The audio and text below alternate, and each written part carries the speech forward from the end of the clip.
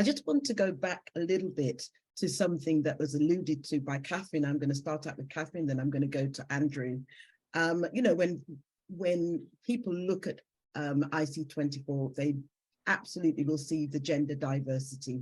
They'll see it at board level. I think they'll see it coming down across, yes, across the organization. I think we are definitely more women than men. And people will say that's because it's healthcare and there's lots of nurses and nurses are women, but definitely there is this gender diversity that I think is not replicated in lots of other organizations. And I think we stand out for that quite strongly. On the other hand, when we look at the cultural diversity, which Catherine alluded to, is probably one of the hardest CRGs. People are not sure why they need to join. I just wanted to ask Catherine about the demographic makeup of IC24 internally and also externally, and why, in your view, is it not as culturally diverse as it probably could be? I think we're quite a complex organisation in terms of how we employ and engage different people to work for the organisation. And therefore, I think at different points and in different areas of our organisation, we do have diversity. Now, of course, we can use every single stereotype. We can use the female nurse, we can use the Asian doctor. We kind of cover all of that.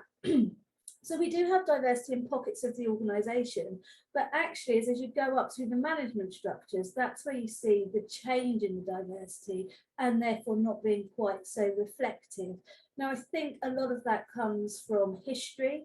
As I think David Bain said earlier, it takes a long time to change the management structure look in an organisation unless you do something very radical.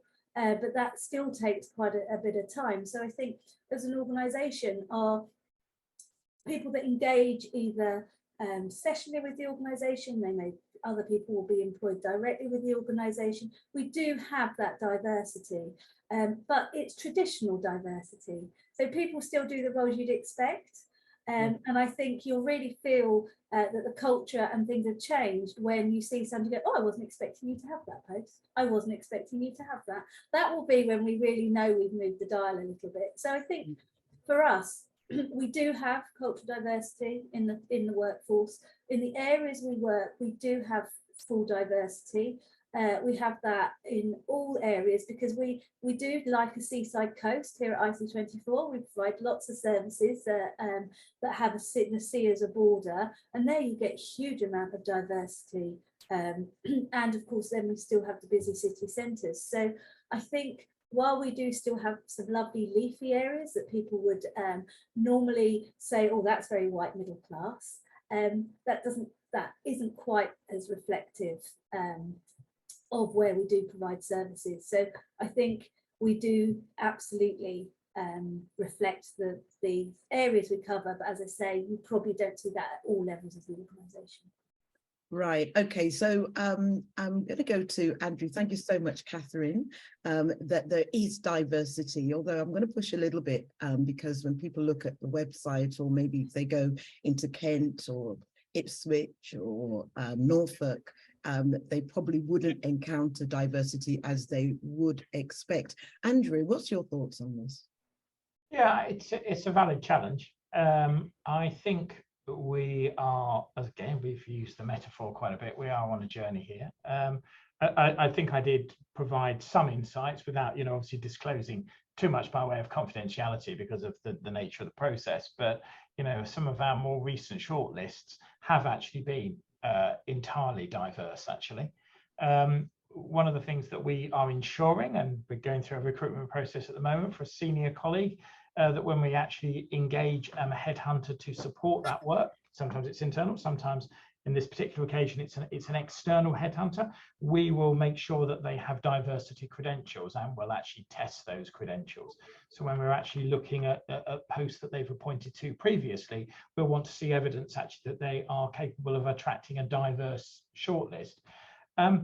We are definitely seeing more diversity, I think, at the level of middle management. We have a number of people from diverse ethnic backgrounds, and I'm certainly seeing diversity in terms of sexuality. And that does actually come through in LGBTQ+. So I am seeing people from gay and lesbian backgrounds having leadership roles within the organisation. So, you know, I think for me, you know, as a value and a behaviour, the more diverse, the better. and certainly as a CEO, it's about, you know, attracting the best candidate into the role. But that diversity, as I have seen through our CRGs, brings an unparalleled level of richness and actually colleague engagement. And as David said, you know, we can talk of it in business terms, but he's absolutely right. You know, that diversity is in the best interest of patients. And if this is an organisation that puts patients first, I think it is. But again, there's always more work to do on that. But if it's a genuinely patient-centred organisation, it recruits and retains appropriately. So it's an unfinished journey, I'd say, in summary, but there is certainly a commitment for me as a senior leader, and I believe Stephen King, as the chair of the board, would share those same values and commitments. Yeah, thank you so much. And I do know that some of the people that we use sessionally, that's very, very diverse. Highly diverse. Highly, in fact, I mean, in fact, I mean, that's exactly right. I mean, if we looked at some of our sessional colleagues, I'm sorry, I don't have the figures in front of me, but, you know, I would say that the vast majority of colleagues are from a non-white background. But there are, and you know, I mean, I do hold my hat out to Catherine. You know, her subgroup, I think, is by far, and I mentioned this at the beginning, I think this has been by far and away the hardest CRG to get traction on. And it's absolutely not a lack of effort or expertise. Both of those are in considerable supply. But I think, you know, whereas I think some of those other subgroups, Brave Women, for example, has been enormously successful. And again, and the proxy of evidence of their effectiveness is if you look at the recruitment of colleagues, IC24 colleagues into those groups, both Brave Women and Disability Confident have seen the greatest rise. Yeah. And that's got nothing to do with the effectiveness of their leadership, but I think it does underpin the difficulty of cultural inclusion for all. Yeah, and just before I go to David, I just want to go to Dr. Gifford, because I remember you saying in one of your talks some time ago that, you know, race seems to be the really hardest diverse value to really embrace and to embed. What can you share your thoughts on that? Why do you think that is? Yeah, it's a multi-layered issue, and a lot of it is because it's closer to home than we care to admit. So there is a long, vicious history when it comes to race and people's experience of race, and a lot of it is not taught in schools. So a lot of people just don't know about it. And a lot of it is also politicized. So you hear terms being bandied about, such as wokeness, the critical race theory and things, and people develop a very negative view on it because they don't want to be held to account, or they don't want to be made to feel guilty for any wrongs that their ancestors, especially white ancestors, might have done. So it's a very, very difficult space to operate within. And I have done, and in my experience, when I've done work with the full smorgasbord of protected characteristics, I have found when I go back to review and debrief with the organizations I've worked, I have found that when it comes to the LGBTQ+ community, the needle moves. The dial also moves with respect to gender, and we've had echoes of these two groups being very responsive when it comes to these CRGs. When it comes, so gender, race, when it comes to even talking about religion, the dial moves a little bit in our accommodating of, say, Islamic Muslim workers. But when it comes to race, it remains stubbornly still. And I actually believe that people just don't know the history. So when you take, for example, the fact that in the 1950s and 60s, with the civil rights movement, which foregrounded the issue of race and racial discrimination, out of that movement, the gay rights movement came, the second wave of feminism came. They found the language in the civil rights movement to actually articulate their cause. Same thing with, and I could talk a lot more about it, which I won't, same thing with regards to the Black Lives Matter. Out of that, the Me Too movement came, and so on and so forth.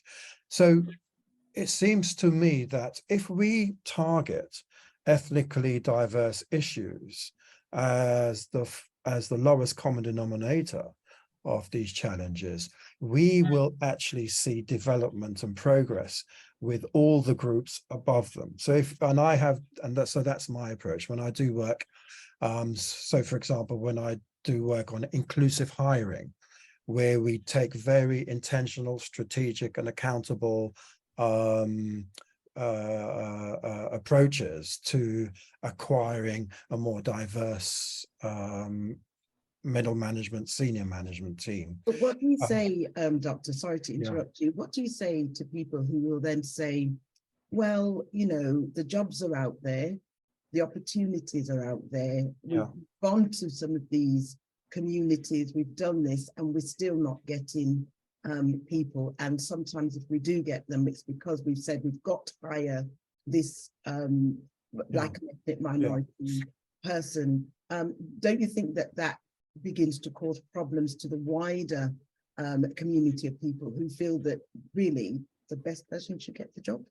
Yeah, so I was going on to say this. So if you're intentional about whom you want to get, for example, with regards to diverse women, if you want to have more women on board, you will find more women, because there are people who are qualified and there are people who are best at the job as women, and as we have discovered in our workplaces. So it's all about, I think it's all about intentionality. The other thing is there is this myth about the idea of the ideal candidate or the most qualified candidate.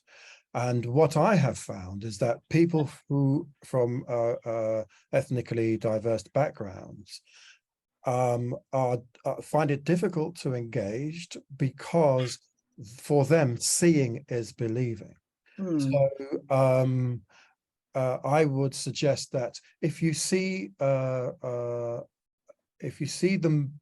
needle begin to move with regards to greater diversity of women in a particular job role or in a particular leadership role, then you're likely to say, well, that organization deals very well with women, they will be very welcoming to me. Right. And it's true, you know, which one comes first, the egg or the hen, but we have to make these deliberate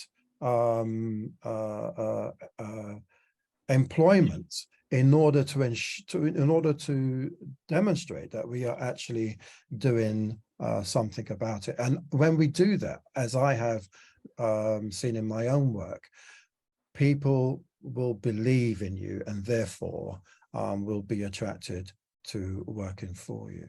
Thank you so much, Dr. Gibbon. I'm going to go over to David Baines. David, and some interesting things that Dr. Gibbon said. You know, he said, you know, seeing is believing. And what I took away from that is, if I look and I see diversity at leadership, then I'm more likely to want to apply. Obviously, we may well be in that chicken and egg situation. What is your view on that? If we look at IC24 and we talk about this journey and the longevity, what is your view in terms of how we can attract more culturally diverse people? Well, yeah, I'd go back to just what I said originally, that I do think we're at the start of a journey, not the end of this journey. And I think we have certain challenges. And actually what this conversation has made me think is actually we as an EMT need to see some data about this a little bit more, because if you look at where most of our offices are based, they tend to be less racially diverse areas than, you know, if you're in the middle of central London, you get a very different population of workers. Where if you're in Norfolk or somewhere like that, you get a different range of diverse ethnicities there that you can actually pull from. So I think we have a little bit of a challenge geographically about where we're spaced, which is a reasonable excuse, as it were, until you get to the fact that I don't think as a team have ever looked at and should consider the fact we're now working more into home working areas. Well, do we have the ethnicity there that you would get if you were appealing to the entire of the country, which, and I've never actually seen any data of that. So I'd be very interested to see, are we doing that? And if not, why not? What can we do to promote that? Certainly while I'm here in the office, I can notice, just if I go back 2 years ago, we have more black faces around the office, definitely. So we are making some progress in that particular area. Are they senior enough? Well, that I think that will take some time. We had a conversation, Sylvia, about the fact that, you know, unless you're going to sack 2 or 3 members of the board tomorrow and replace them specifically in a positive agenda to change that, we're not going to do it very quickly. But we need to take those opportunities when they arise and make sure that we make the most of those, because I understand what Dr. Gifford is saying about the fact that it is, you know, you do need to see some to be some. However, the other thing I'd say is that you also need to, I think, look a little deeper into people. And what I mean by that is, just because the board are white, just because individual members of the board are white, doesn't mean they don't have experience of other areas. And it's not the same, and it can't be the same. But for example, I am married to a white person, but she's Irish, and she has suffered discrimination in this country since she's been here. She was shouted at, well, actually on a number of occasions by patients to tell her that they didn't want some, and you can add your own swear word, Irish person, particularly difficult years ago when we met, when the troubles were still going on there. They, you know, a lot of British people would assume everybody Irish was an IRA sympathiser and did not want to be looked after by an Irish nurse. And even as little as 2 years ago, when a VIP came to the hospital, she works in a hospital, she was told not to speak because this VIP person did not like Irish people, and therefore she should not speak. So yes, I don't know what it is to be black or Asian in this organisation and in this country, but I have seen discrimination on the basis of race within my own family. So I can appreciate what that's like. So there are other ways you can get a handle on this, and I think people need to not just jump to the assumption that there is no understanding in the board because of how we happen to look.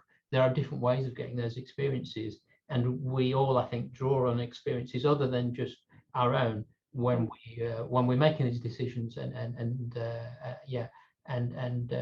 when we're trying to move this agenda forward. There are other reasons externally that we know of and can be familiar with. Yes, I like that. Andrew, were you going to say something? No, I was going to endorse exactly what David said, and I suppose, back to that, put your money where your mouth is. For our recent very senior appointments, both long lists and short lists have actually consisted of culturally diverse colleagues. So as David said, it is a journey, but we are evidentially, those people are out there, they are feeling sufficiently engaged to come forwards, to put their hat in the ring. It's a stressful process, some of these senior appointments, but we're visibly seeing people wanting to do that. But the point David makes, I think, particularly about the geography we serve, is highly, highly relevant. In all of the places we operate, if we were to look at the social demographic, we would realise that people from Indo-Asian communities will be underrepresented rather in pretty much all of the postcode areas that our main offices operate in. Not an excuse, but I think a demographic reality. Yes. Thank you so much for that, and thank you so much, David, for sharing. Look deeper into people and don't make that assumption that because people may look like they're from the same sort of backgrounds, that there is actually diversity in that. And we do know about some of the challenges that our Irish colleagues have been through historically as well. So thank you very much for bringing that. I'm just going to bring it forward a little bit more as we go for the home stretch, And I'm going to go to Catherine.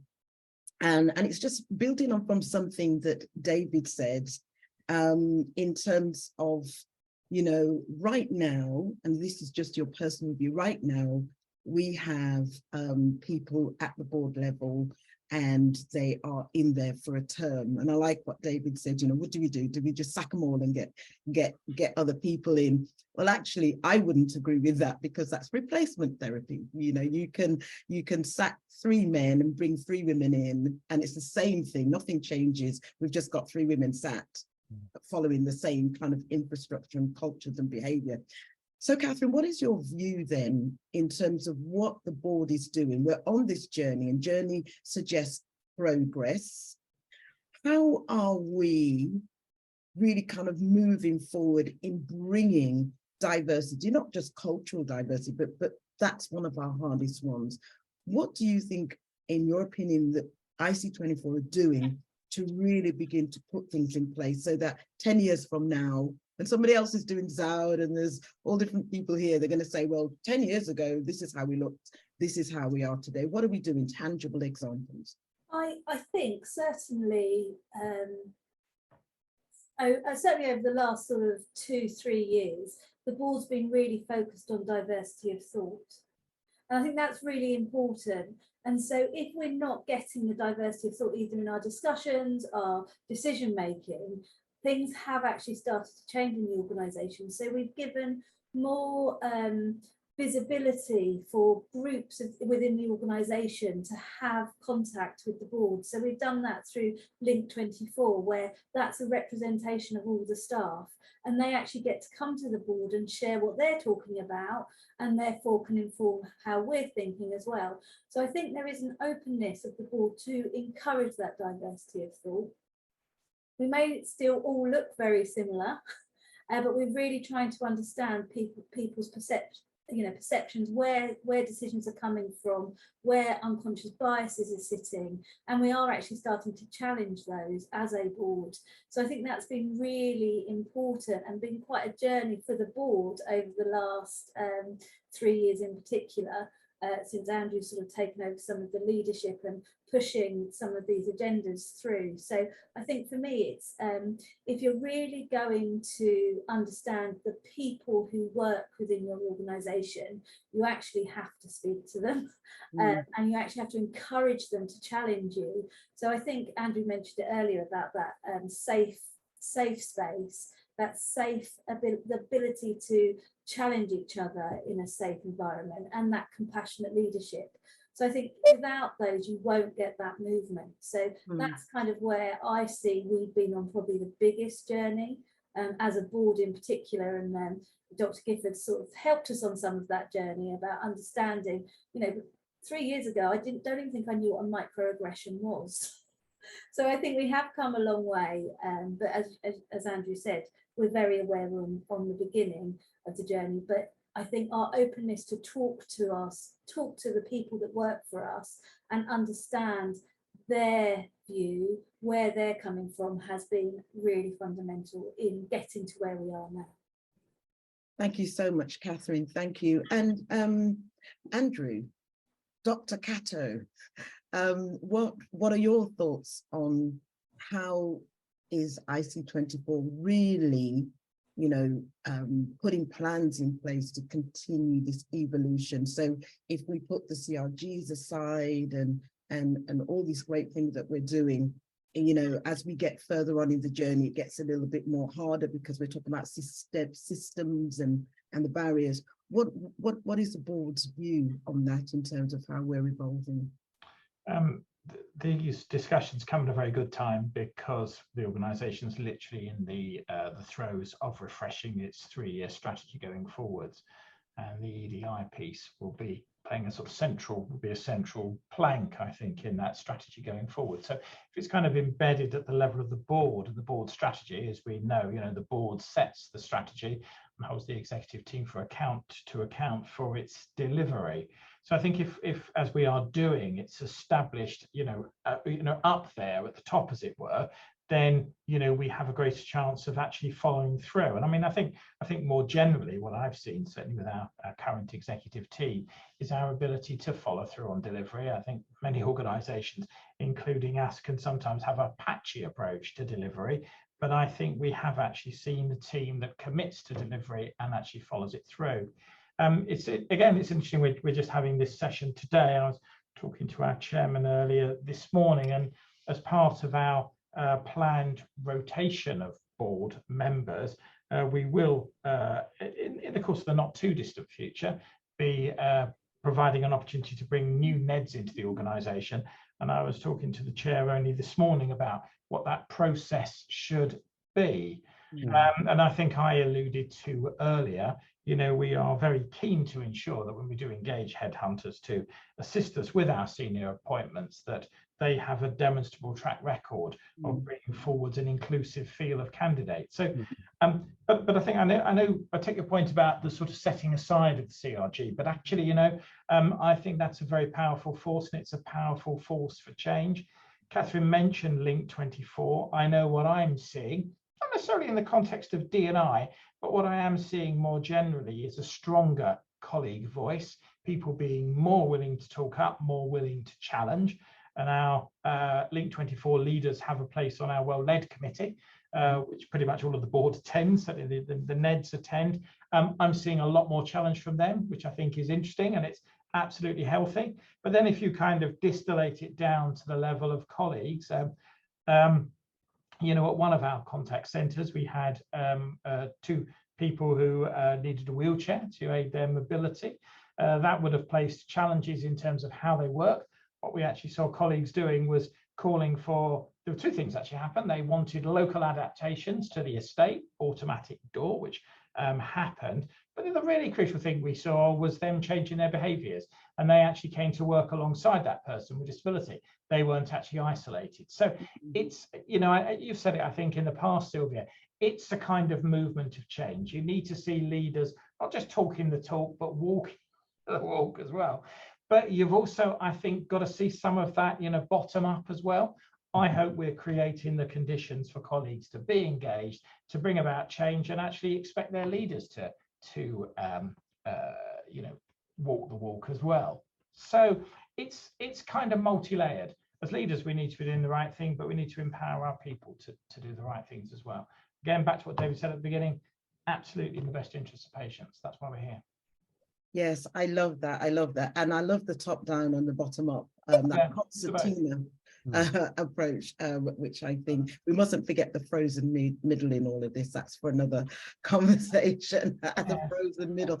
And I'm going to ask David just a slightly different question. Then I've just got one other question, and then we're going for the home run.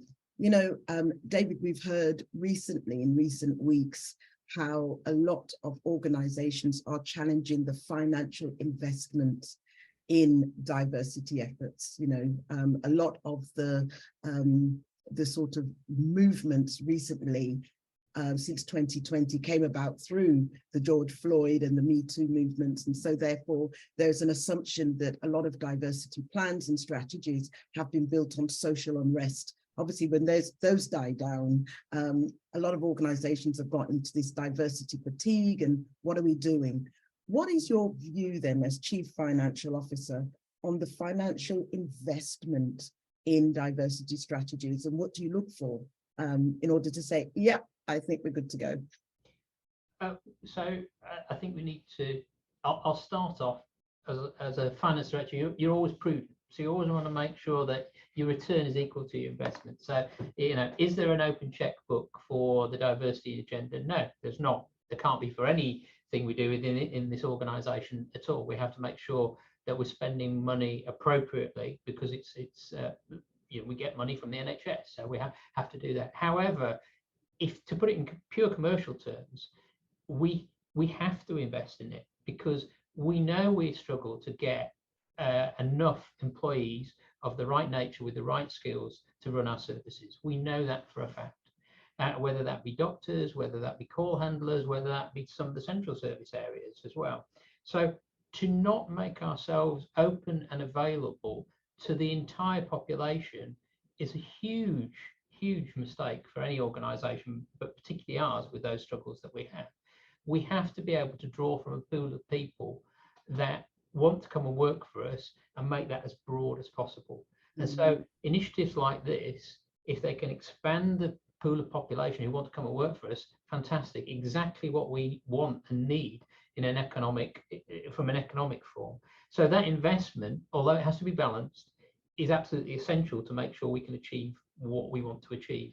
And we're considering, you know, what other areas we can look at in terms of trying to recruit staff from. And if you don't make yourself open to the types of ethnicities, for example, of those types of areas, then you're not going to be successful. So you're wasting your money, you're throwing your money away. So it's all a balance, but we have to do it if we're going to be successful and draw the employees and the colleagues we want into this organisation and need in this organisation. I really like that, Chief Financial Officer endorsing, you know, it's about return on investment. I'm a big believer in diversity practitioners being challenged on return on investment, because we need to speak, as I say, the C-suite language and speak business interwoven with the organizational strategy. I'm just going to ask Dr. Gifford, what do you look for then? How would you then be able to say, yes, I think this organization is really serious? What are you looking for? Because we've heard with IC24, you've heard our journey, you've seen and demonstrated just by way of our senior execs being here that they really are on board. We've talked a little bit about the challenges that we've had in cultural inclusion and some of the things that we're doing, but we accept that we are on the journey and moving forward. What, as a critical companion, do you look for then in organizations like ours to confirm, if you like, or endorse that we are on the right track? It's a big question. But one of the first things I do is look at the performance of those from minority groups. So I look at how engaged are they, how enabled are they, how empowered are they, and how do these three contribute to the excellence of their work. So when I say how engaged are they, I'm talking about how connected are they to the purpose of the organization, how committed are they, is it demonstrable in their commitment, how enabled are they, how equipped are they, how do they have the tools and resources? Do they feel they have the tools and resources from the organization to do what they have to do? And how empowered are they? Do they have the autonomy to do what they're meant to be doing? And do they actually own that space? So these are indicators to some extent of the culture, if you like, of the organization, because it's the institutional culture that often determines the enablement, the engagement, and the empowerment. And so we have to always look at the institutional culture. We have to look at the knowledge and skills that the workforce have with respect to diversity, equity, inclusion, and belonging, and the sort of staff support. And this, Sylvia, needs to be data driven, doesn't it? It needs to, you know, you can't know, as David alluded to earlier, you can't know where you are unless you show a mirror of what you look like to your face. And it's not a matter of saying, mirror, mirror on the wall, who's the fairest of them all, because you're always going to want to say that, you know, we are doing well. And of course, especially when you're speaking publicly, as we are, you want to show your best side, don't you? But it needs to be data driven. And that means looking at all the facts, looking at the intersectional facts. So it's not just breaking it down in terms of demographics and in terms of particular protected characteristics, but how are these intersectionally played out? And then you look at accountability. What sort of marketing channels are there? What sort of timelines have you come up with? And what sort of chain of commands are involved? So that's I'm talking about data-led accountability, and looking at interventions. What sort of interventions are being made? And we're talking about recruiting interventions. Now, Andrew said that one of the key things they look at for recruiters, for example, is to ensure that they are diverse and that they have a track record of being diverse. Well, that's thoroughly important. In some organizations that I've worked with, we've had to change the recruiters because they did not buy into the value system of that organization. What's the demographic pool? What sort of pipelines are generated for the position? Often we can generate pipelines within the organization. You don't always have to look out far. You can look within the organization because often the talent is already there. All we need to do is nurture that talent and incentivize that talent, whether you do it through Link 24, as we mentioned, or the CRGs. Incentivize them so that they know that it's in their interest as well as the organization's interest. And then, of course, monitor it all, because you need to keep the data alive so that you are doing better. And of course, ensure that there is what I call an exit velocity trajectory, meaning that we have to have the mindset that the Generation Zs and the millennials, they see work-life balance very, very differently to us. And as I said, we tend to think compartmentally, they don't. And so rather than think they're going to join us for the next 15 years and stay here, you know, we need to say, okay, they're going to stay here for 3 years, 18 months, maybe 3 years. Let's give them the best 18 months of their lives. Let's ensure that there is a culturally rich work environment of belonging, to ensure that there is that space of belonging, so that when they leave with that exit velocity. When we do that,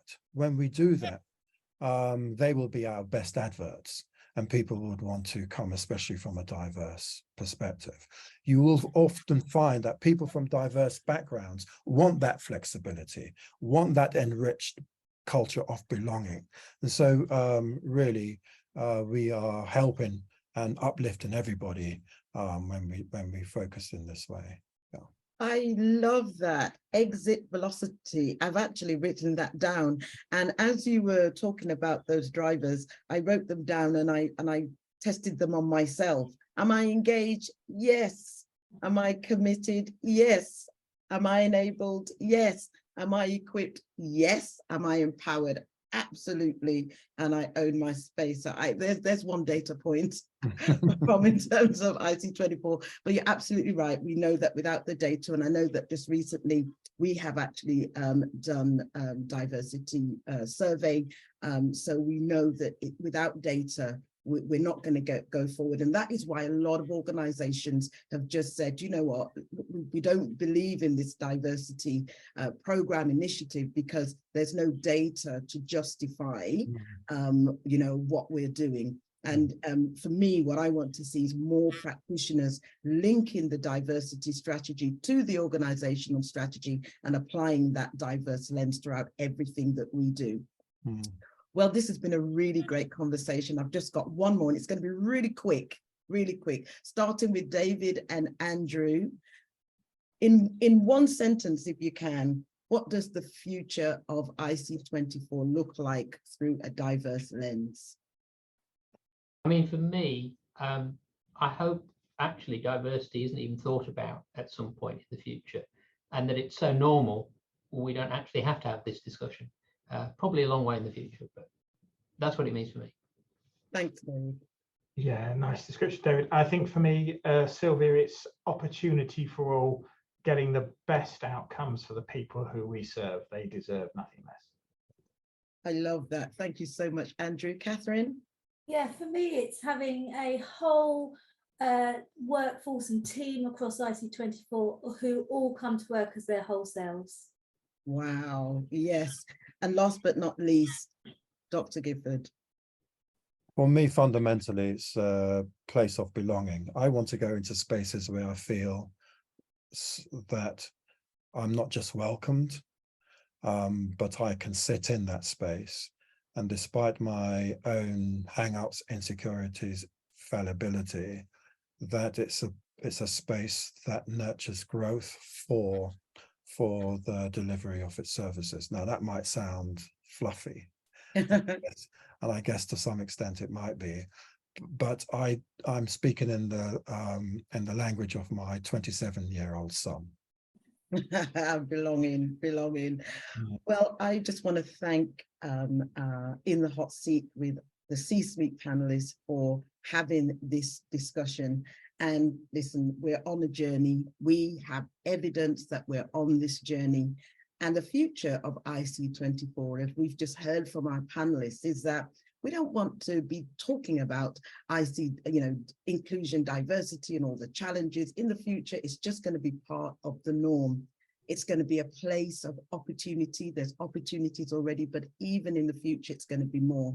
People are going to be able to come as they are. You can come as you are, in whatever background, status, however you identify, you can come as you are, because IC24 will continue to be a place of belonging. Well, I just want to thank our guests, Andrew Cato, our CEO, David Baines, our Chief Financial Officer, Catherine Hicks, who is our Chief Strategy and Transformation Officer, and also our critical companion and guest, Dr. Gifford Ramey, for being willing to have these rich conversations about how we transform diversity. Well, until next time, as you keep having those open debates and leaving people whole, goodbye.